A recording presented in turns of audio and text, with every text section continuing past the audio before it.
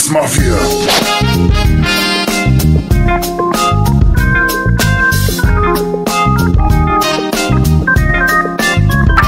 Fitness Mafia. Великолепни новини. Великолепна красота. Страхотно.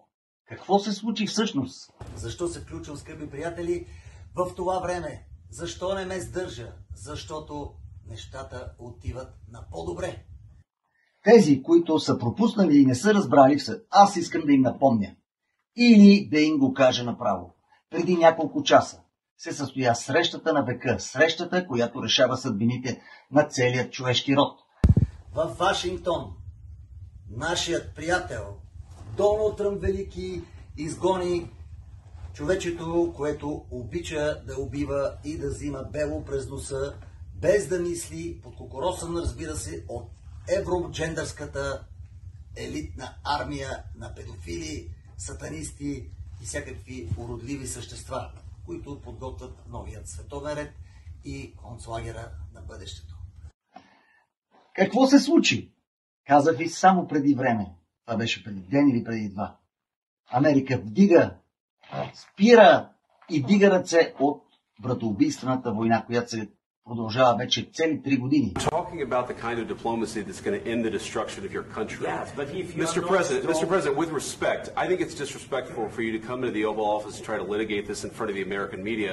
Right now, you guys are going around and forcing conscripts to the front lines because you have manpower problems.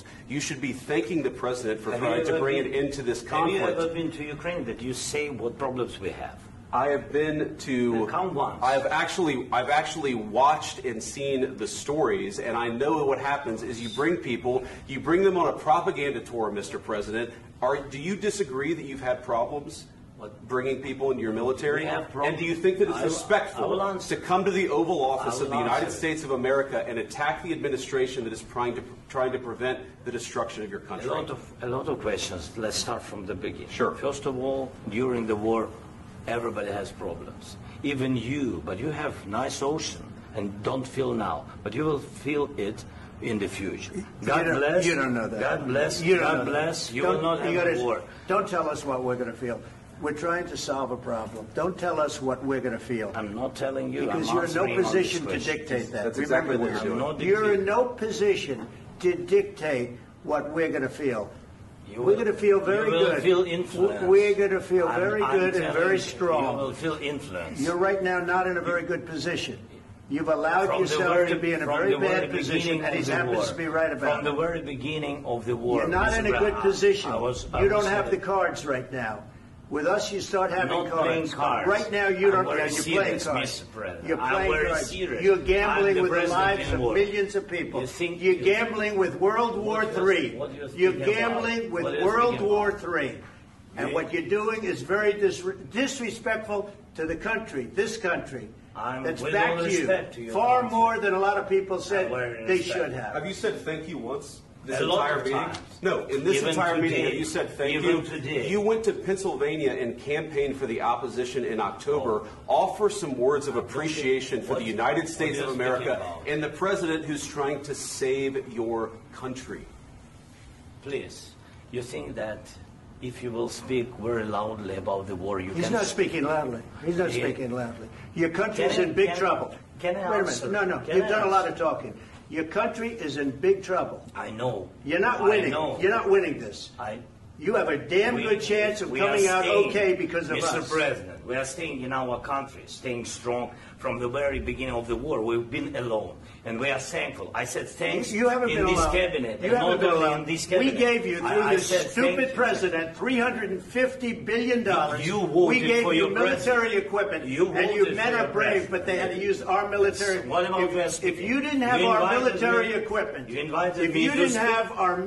equipment, this war would have been over in 2 weeks. In 3 days. I heard it from Putin. In 3 days. This is something maybe new. Less. In 2 weeks. Of course, yes. It's going to be a very hard thing to do business like this. Again, just say thank you. I said a lot of times to American people. Accept that there are disagreements, and let's go litigate those disagreements rather than trying to fight it out in the American media when you're wrong. We know that you're wrong. But you see, I think it's good for the American people to see what's going on. I understand, sir. I think it's very important. That's why I kept this going so long. You have to be thankful. You don't have the cards. You're buried there. Your people are dying. You're running low on soldiers. Listen, you're running low on soldiers. It would be a damn good thing. And then you tell us, I don't want a ceasefire. I don't want a ceasefire. I want to go, and I want this.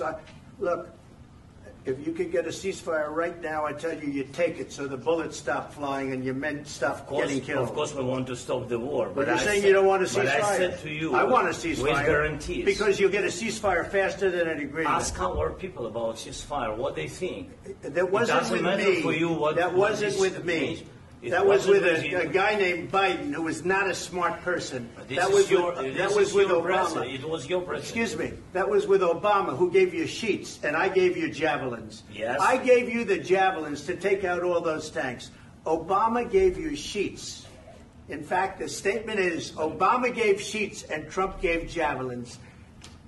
You got to be more thankful, because let me tell you, you don't have the cards. With us, you have the cards.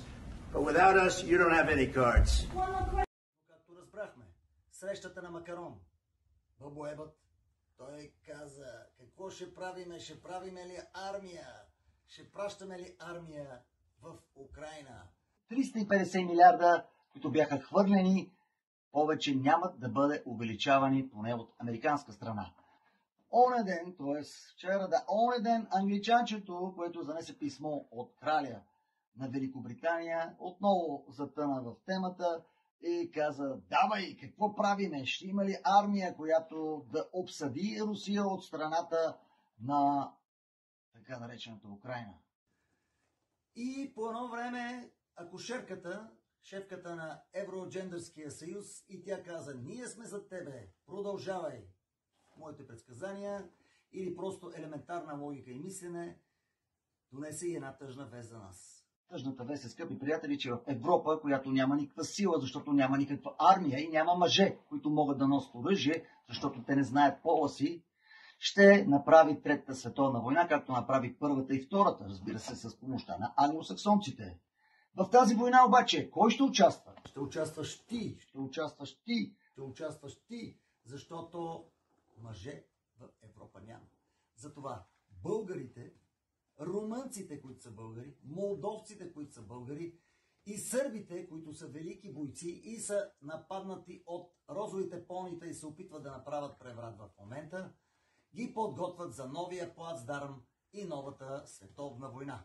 Всички пари и усилия ще бъдат осигурени от германците, Шолц специално го заяви, само преди няколко часа, но кой ще се бие? Това трябва да бъдем ние. Гответе се зени от германците за призовки, повиквателни. Ако не отидете, знаете, военен съд, затвор и разстрел. Тези, които не са били в казарма, ще бъдат извикани 40 дена подготовка и айде на фронта. Това, скъпи приятели, християни, имаме време да се подготвим. Това се случва в началото на Великия пост. На втори в неделя е прошка. Всички ние трябва да премахнем дребните неща между нас. Всичките си глупави караници и претелни, защото идват големите неща. И в големите изпитания, когато животът, здравето ви и бъдещето на вашите деца, родители, роднини, ще се решава, ние всички трябва да бъдем единни, обединени и силни в един юмрук. За съжаление, изпитанията ще бъдат огромни и, скъпи приятели, умни хора и будно мислещи, защото има и заспало мислещи, разбрахте вече защо бърза да въведат еврото, защо като влезем в този капан, в който не се излиза от централното правителство, наречено Европа, ще бъде изпратена заповед за всички покрайнини. Затова съберете сили. Нека бъдем единни и да се съпротивляваме по всички фронтове. Съпротивляваш се ти, открито и скрито. Съпротивляваш се ти, открито и скрито. Нашия враг е силен, но ние сме с Господ. И най-страшната военна и икономическа сила, враг е силен, но ние сме с Господ. И най-страшната военна и икономическа, дига ръце от този конфликт и няма да ни пречи в новото ни освобождаване от новото робство. На 3 март, понеделник, празнуваме всички честито освобождение от турско робство и един начален тласък в подготовката за вземане на светопричастие, в което ние трябва да сме готови да променим изцяло мисленето си, целия си живот. Защото промяната, която искаме да направим в света, в нашия живот, в нашия дом, в нашето семейство, започва от теб, отвътре навън. Нека да не се залъгваме. Нека да не взимаме парички, за да замитаме нашата съвест. Тези, които взеха паричките, тролчетата, розовите понита, ще го закъсат. И аз искам те да бъдат първите доброволци в бъдещата война. Те ще бъдат оплашени, ще им бъде обещано, че ще избягат. И може би много от тях ще избягат и ще се скатаят по време на истинските изпитания. Но ние, българите, не трябва да се даваме. Спрете всички дребни караници, защото вече имаме един огромен нов враг. Аз рядко се занимавам с... Не трябва да се... обществена дейност, защото имам великолепен живот и време, на което се наслаждавам. Но не ме сдържа, защото когато знам и когато мога, съм длъжен да споделя с всеки един от вас, нека думите ми да докоснат сърцата ви. Господ да влее в душата ви сили, вдъхновение и воля да издържите в битката срещу новия световен ред и евроджендърското робство, в което съвсем скоро искат да ни въвлечат.